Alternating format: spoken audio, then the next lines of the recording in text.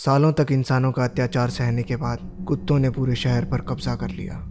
अनोखी फिल्म्स में आपका स्वागत है। फिल्म का नाम है व्हाइट कॉर्ड, तो आराम से बैठिए और मजे लीजिए।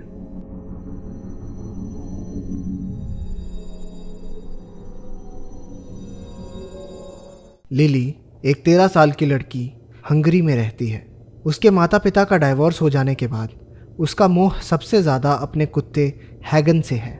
फिल्म की शुरुआत में हम लिली को एक पार्क में हैगन के साथ खेलते हुए देखते हैं। वो वहाँ अपनी माँ के साथ आई थी जो अब हंगरी से यूएसए शिफ्ट होने जा रही है, जिस वजह से अब लिली को हमेशा के लिए अपने पिता के साथ रहना पड़ेगा।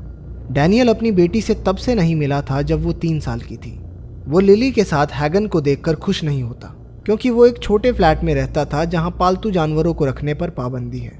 उसे आमतौर पर जानवर पसंद भी नहीं थे, लेकिन अपनी बेटी का दिल रखने के लिए उसने कुछ नहीं कहा। बिल्डिंग में पहुंचने पर उसकी मकान मालकिन उसे याद दिलाती है कि वहां पर किसी भी तरह के पालतू जानवर लाना मना है।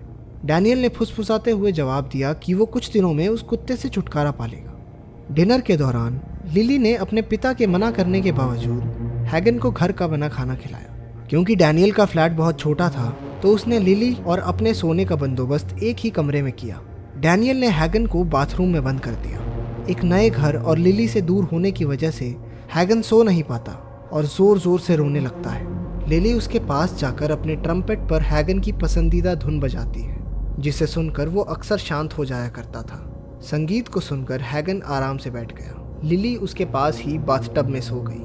अगले दिन K9 कंट्रोल से एक आदमी उनके घर आया। उसने डैनियल को बताया कि उसकी बिल्डिंग के लोगों ने कंप्लेंट की है कि उसका कुत्ता रात भर शोर मचा रहा था, और अगर वो हैगन को अपने पास रखना चाहता है तो उसे हंगेरियन गवर्नमेंट द्वारा निर्धारित मोंग्रेल फीस को भरना होगा। उसे कुत्ते को रखने के लिए पैसे देना बिल्कुल नागवारा था। उस दिन लिली हैगन को अपनी म्यूजिक क्लास में ले गई, क्योंकि उसे डर था कि उसके पीछे से डैनियल हैगन को कहीं छोड़ ना आए। क्योंकि वहां भी पालतू जानवरों को लाना मना था, लिली हैगन को एक अलमारी में बंद कर देती है।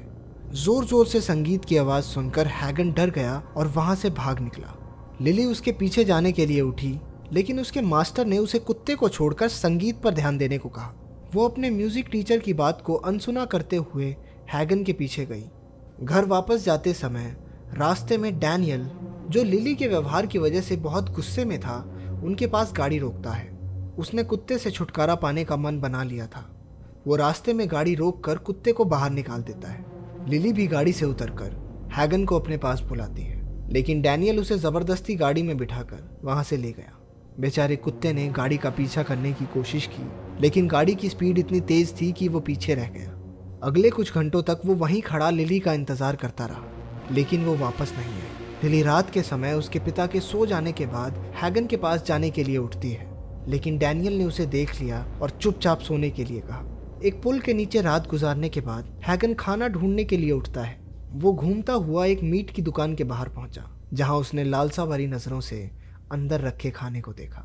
फिर उसकी नजर एक सफेद कुत्ते पर पड़ी जो दुकान की पिछली तरफ जा रहा था। जैसे ही हैगन वहां पहुंचा, उसने देखा कि कई सारे कुत्ते मांस के बचे खुचे टुकड़ों को खा रहे थे, जो उसे देखकर भौंकने लगे। उनकी आवाज सुनकर दुकान का मालिक वहां आ गया और उन सभी को वहां से भगा दिया, लेकिन इंसानों पर भरोसा करने वाला हैगन नहीं भागा। इस पर कसाई को और गुस्सा आ गया। वो हैगन पर एक बड़े चाकू से हमला करने ही वाला था कि उस सफेद कुत्ते ने उसका ध्यान भटकाकर हैगन को बच निकलने का मौका दिया। मौका देखकर वो दोनों किसी तरह वहां से बच निकले और एक खाली जगह पर पहुंचे, जहां सभी गली के कुत्ते खेलने और पानी पीने के लिए आते थे। पर मुसीबत अभी टली नहीं थी। जल्द ही वहां एनिमल कंट्रोल वाले लोग आ गए, जिनका काम था आवारा कुत्तों को पकड़कर उन्हें पिंजरों में बंद करना। हैगन और उसका दोस्त वहां से भागे, लेकिन एनिमल कंट्रोल वाले उनका पीछा नहीं छोड़ते। आखिरकार एक बेघर आदमी ने उसे छुपा लिया। उन कर्मचारियों के जाने के बाद वो बेघर आदमी हैगन के गले में रस्सी बांधकर उसे अपना पालतू बना लेता है। इस दौरान डैनियल लिली को अपने म्यूजिक टीचर से माफ़ी मांगने को कहता है। क्लास खत्म होते ही लिली उस जगह गई जहां उन्होंने पिछले दिन हैगन को छोड़ा था। वो आसपास की सभी जगहों पर हैगन को ढूंढती है, लेकिन कोई फायदा नहीं होता। उसने जगह जगह पर हैगन के पोस्टर्स भी लगाए। रात के समय उस बेघर आदमी ने हैगन को एक डीलर को बेच दिया। अगले दिन सैबॉक्स नाम का एक आदमी कुत्तों की लड़ाई के कंपटीशन के लिए एक कुत्ता खरीदने आया। डीलर ने उसे हैगन को खरीदने से मना किया, क्योंकि वो एक खूंखार कुत्ता नहीं है, और लड़ाई के लिए सही नहीं रहेगा। लेकिन सैबॉक्स ने इसके बावजूद उसे खरीद लिया। घर लाकर सैबॉक्स ने उसे प्रोटीन पाउडर का घोल दिया। उसे गुस्सैल बनाने के लिए सैबॉक्स उसे हर रोज मारता था। उसे ज़्यादातर समय पिंजरे में बंद रखा जाता। वो हैगन को सिर्फ ट्रेनिंग के लिए ही बाहर निकालता था। अगर वो सैबॉक्स की बात नहीं मानता तो वो बेरहमी से उसे पीटने लगता। उस बेचारे की जिंदगी पूरी तरह से बदल गई। सैबॉक्स की ट्रेनिंग दिन पर दिन और मुश्किल होती जा रही थी। हैगन पहले की तरह वो प्यारा कुत्ता नहीं रहा था। वो अब एक खूंखार जानवर बन गया था। धीरे धीरे वो और गुस्सैल होता गया। उधर लिली अपनी खोज जारी रखती है।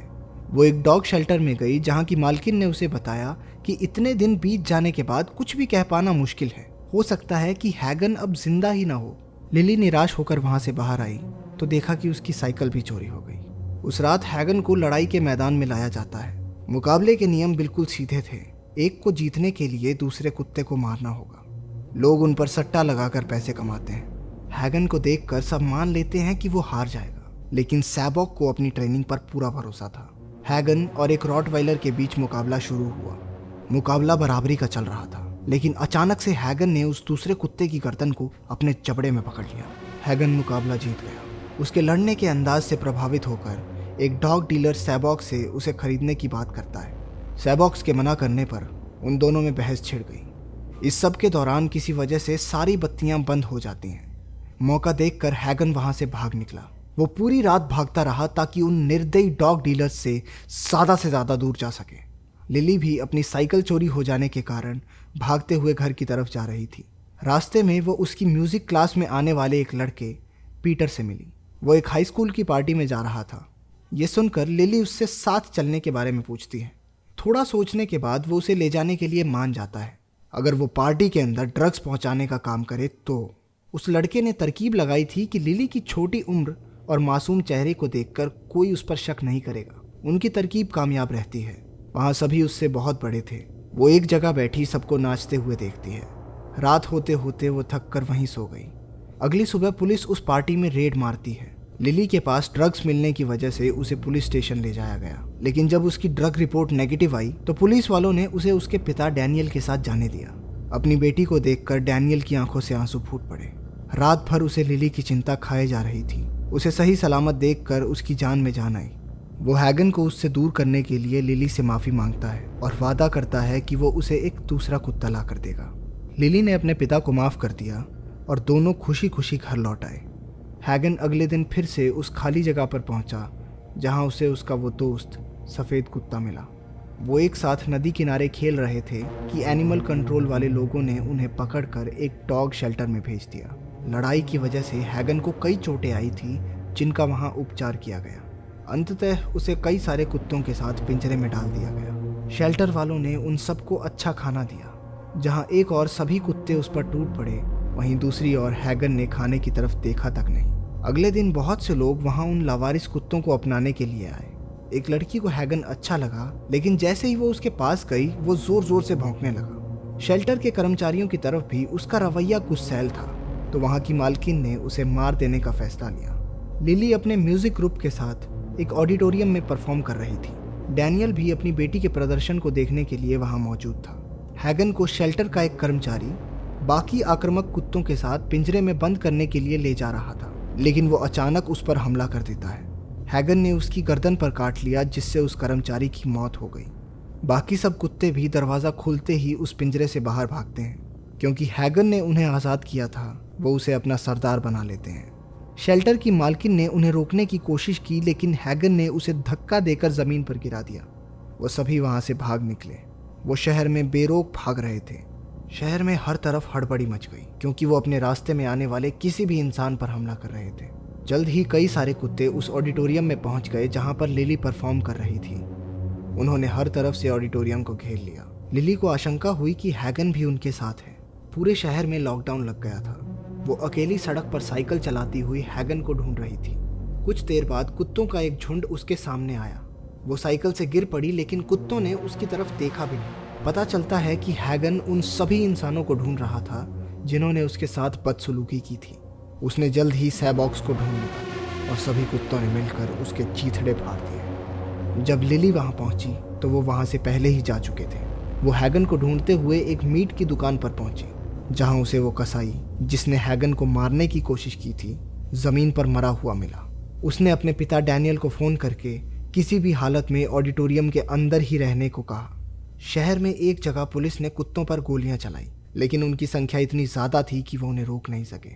बहुत से कुत्ते उस डीलर के पास पहुंचे जिसने हैगन को सैबॉक्स को बेचा था। उन्होंने उसे भी मार दिया। लिली साइकिल चलाते हुए घर पहुंची और देखा कि उनकी मकान मालकिन जमीन पर मरी पड़ी थी। वो समझ जाती है कि क्या हो रहा था।